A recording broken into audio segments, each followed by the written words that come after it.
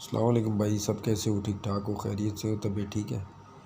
अच्छा यार, मार्केट की और कुछ एक्सचेंजेस के हवाले से ना यार, मार्केट में फ़ंड चल रहा है। ठीक है, हॉबी एक्सचेंज का। और कहा जा रहा है कि यार ये एक्सचेंज ना बहुत जल्दी बैंकक्रप्ट होने वाली है। तो सिर्फ हॉबी एक्सचेंज नहीं यार, मैं सबको बताना चाहूँगा जो कह रहे हैं कि यार ये बाइनेंस नहीं हो सकती या क्यू कॉइन नहीं हो सकती, बायबिट नहीं हो सकती।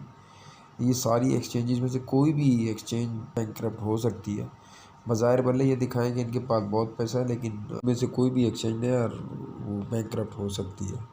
ठीक है, मार्केट में नया फंड फैलाया जा रहा है। ये इससे पहले लूना का आया जिसकी वजह से बिटकॉइन क्रैश कर गया, फिर वो स्टेबल कॉइन्स का आया। ठीक है, तो टेथर का आया, तो देखा होगा आपने। ठीक है, तो अब ये तीसरा फंड है कि यार ये जो एक्सचेंजेस हैं, फिर वो कॉइन डीलिस्टिंग का शुरू हो गया। अब ये चौथा फंड है मार्केट का कि एक्सचेंजेस करप्ट हो रही हैं, बैंक करप्ट हो रही हैं। तो पॉसिबल है यार, अपना हॉबी एक्सचेंज से फ़िलहाल अपना सारा फंड निकाल के बाइनेंस पे रखो। अगर बाइनेंस नहीं तो बायबिट पे रखो। तो ये भी हो सकती है बैंकक्रप्ट, ये ऐसा नहीं कि ये नहीं हो सकती, ये भी हो सकती है। तो अपना फ़ंड फ़िलहाल, ये एक्सचेंजेस फ़िलहाल सेव है तो अपना सारा फंड इन पे रखो। और अगर फ़जूल फ़ंड है वहाँ, ठीक है। अभी बाइनेंस की तो कोई ऐसी ख़ास न्यूज़ आ नहीं रही है, लेकिन पॉसिबल है यार, बाइनेंस भी कोई बड़ी बात नहीं कि बैंकक्रप्ट नहीं हो सकता। वो भी हो सकता है, एफटीएक्स भी हो सकता है, क्यू कॉइन भी हो सकता है। तो अपडेट देनी थी, बस मैंने आप लोगों को दी थी। बाकी अपने हिसाब से देख लो, अगर कोई ट्रेड चल रही है तो उसे चलने दो। बाकी जो बैकअप का फ़ंड आपने वहाँ रखा हुआ है ना, तो वो अपना फ़ंड या अपने कॉइन्स जो भी हैं, ठीक है, उनको इन एक्सचेंजेस पे फ़िलहाल मूव कर दो। अगर यहाँ भी कोई प्रॉब्लम बनती है तो ठीक है, फिर ट्रस्ट वॉलेट में कर लेना, ट्रस्ट में नहीं तो मेटामास्क में कर लेना। अगर वहाँ नहीं कर सको, आपकी अगर बड़ी बाइंग है, ठीक है, बड़ी इन्वेस्टमेंट है, तो फिर आप एक हार्डवेयर वॉलेट ले लो। ठीक है, मुझे उसकी बहुत ज़्यादा इन्फो नहीं है, थोड़ी बहुत है, सजेस्ट कर दूंगा मैं सबको। ठीक है, वहाँ अपना फ़ंड मूव कर सकते हो। तो बस ये अपडेट थी यार, मैंने आप सबको देनी थी। और इसके अलावा आप थोड़ा सा डिस्कस कर लेते हैं बिटकॉइन को। बिटकॉइन आज बहुत अच्छी एक पॉजिटिव मूव दिखाई है। ठीक है, सिग्नल दिया था मैंने पिछली वीडियो में लाइव, इथीरियम का भी बिटकॉइन का भी। तो अल्हम्दुलिल्लाह सारे दोस्त प्रॉफिट में होंगे, ग्रुप से भी माशाल्लाह सबको प्रॉफिट हो रहा है। ठीक है, तो चलते हैं चार्ट पे। आज फिर मैं नेक्स्ट मूव बताता हूँ बिटकॉइन की क्या पॉसिबल है और इसका भी कौन सा सपोर्ट एरिया और कौन सा रेसिस्टेंस एरिया है शॉर्ट टाइम फ्रेम में। तो ये ठाकुर साहब का चार्ट आ गया भाई बिटकॉइन का। ठीक है, तो अगर आपका बिटकॉइन, मैंने याद है आप लोगों को कहा था 19,350 से भी आप लॉन्ग कर सकते हो और 20,200 के एरिया से आप शॉर्ट कर सकते हो। तो अगर अभी सेम जोन से बिटकॉइन आपका पंप लेता है, ठीक है, तो ये जा सकता है, अल्लाह आपका भला करे। 20,200 इसकी रेसिस्टेंस है, अभी भी आप इसको लॉन्ग कर सकते हो, लेकिन रिस्की है। ठीक है, क्योंकि 4 आवर चार्ट पे ना यार इसकी RSI ओवरबाउट दिखा रही है। ठीक है, और 1 आवर में तो बहुत ज़्यादा है, और 15 मिनट में तो उससे भी ज़्यादा है। ठीक है, तो पॉसिबल है ये 18,700 के एरिया तक डंप कर सकता है बेरिश डाइवर्जन से। ठीक है, तो मैं TP बता देता हूँ शॉर्ट के।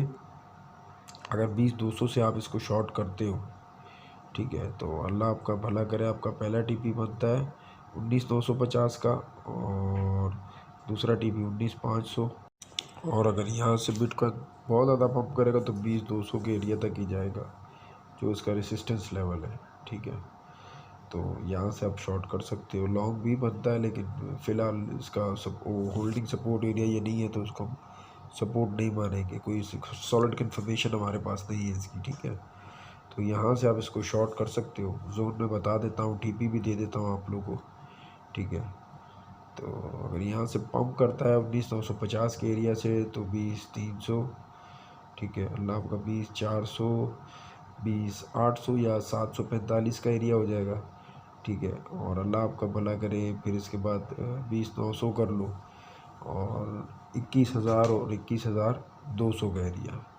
ठीक है, यहाँ तक आपका बिटकॉइन पॉसिबल है कि पंप ले सकता है। ठीक है, शॉर्ट वालों का मैंने बता दिया, 20,800 का स्टॉप लॉस लगा के 20,200 से आप इसको शॉर्ट कर सकते हो। ठीक है, और शॉर्ट का आपका पहला TP बनता है 19,950, 19,350। ठीक है, और तीसरा बनता है 19,000। फिर चौथा बनता है आपका फिर 19,100 का, और 19,150 का एरिया। ठीक है, पांचवा TP आपका बनता है 18,700 तक का एरिया बनता है। ठीक है, 18,745 तक डंप कर सकता है। और पॉसिबल इससे ज़्यादा वीक मारता है तो 18,000 पे जाएगा। चलते हैं अब इथेरियम के चार्ट पे यार। इथेरियम की भी सेम सिचुएशन है, सेम ट्रेड प्लान है लास्ट टाइम जो मैंने दिया था, अगर आपको याद हो। ठीक है, पिछली वीडियो पड़ी जाके देख लो। अगर यहाँ से डंप करता है तो सेम जोन है 11,000, 30,000, 22 या 960।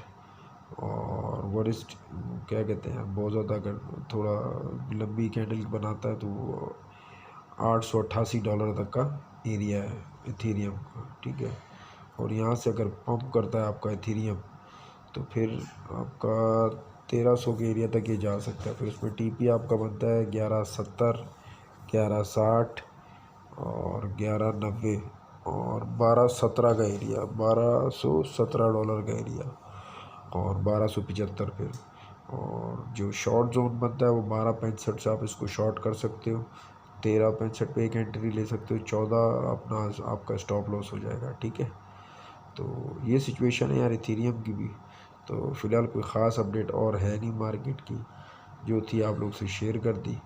उसी हिसाब से अपना ट्रेड प्लान बनाओ, पुरसकून हो के आप अपनी एंट्री ले सकते हो, एग्ज़िट भी कर सकते हो। ठीक है, लास्ट टाइम भी दी थी, अभी फिर दी है, लिंक डाल रहा हूँ या डिस्क्रिप्शन में। ठीक है, तो अपने दोस्तों से, अपनी फैमिली मेम्बर से शेयर करो।